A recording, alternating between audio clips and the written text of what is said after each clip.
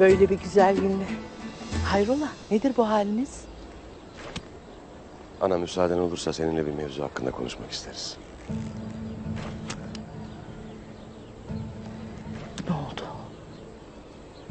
Hayme Hatun, Gündoğdu Bey'imin kolundaki çıban gayrı benim ilmimin üstündedir. Sen ne dersin Artuk Bey? Gündoğdu Bey'im tez zamanda Erzurum'a gidip şifayı orada aramalıdır. Ağabeyimin bu halde baş harp olması obada zaaf meydana getirecektir. Ahalinin diline düşmeden bu mevzuyu çözmek gerek ana.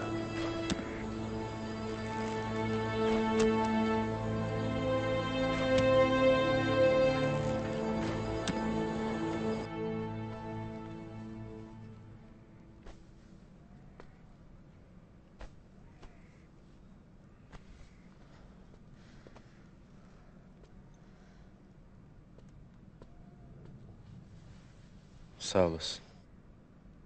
Şimdi beni yalnız bırak Selcan. Beyim, Selcan.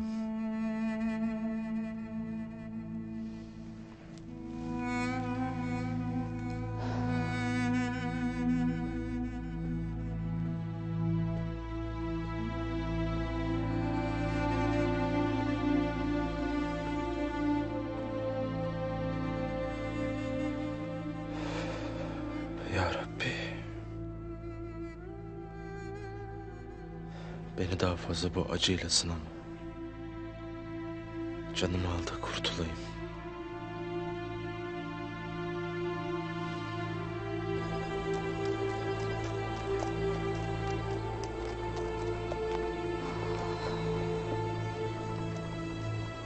Allah'ım sen beyime şifasını ver.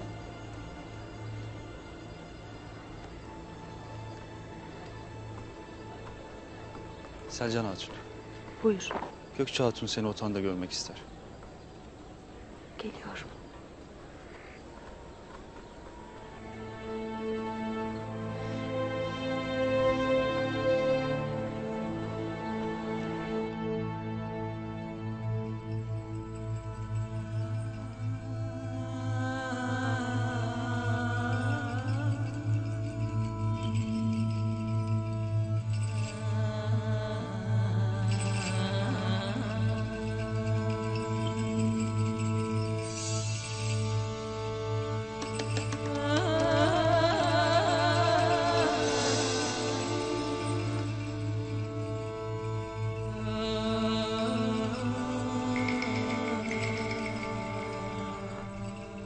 Beni görmek istemişsin Gökçe Hatun.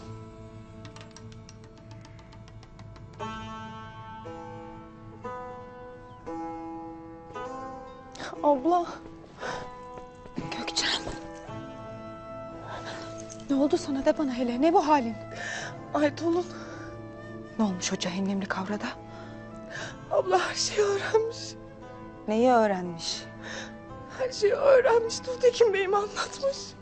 Gökçe, baştan anlat hele. Ne anlatmış? Bir vakitler Ertuğrul Bey'e sevdalı olduğumu, nasıl bıçaklandığımı, her şeyi abla her şeyi anlatmış Tuğtekin Bey'im. Gayrı ben de evladım olmayacağını söyledim ona. Gökçe. Abla gözlerime bakmaz. Gayrı benimle konuşmaz. Tamam. Abla bana yalan söyledin de, beni kandırdın de. Ertuğrul'u sevdiğin halde döşeğime girdin de.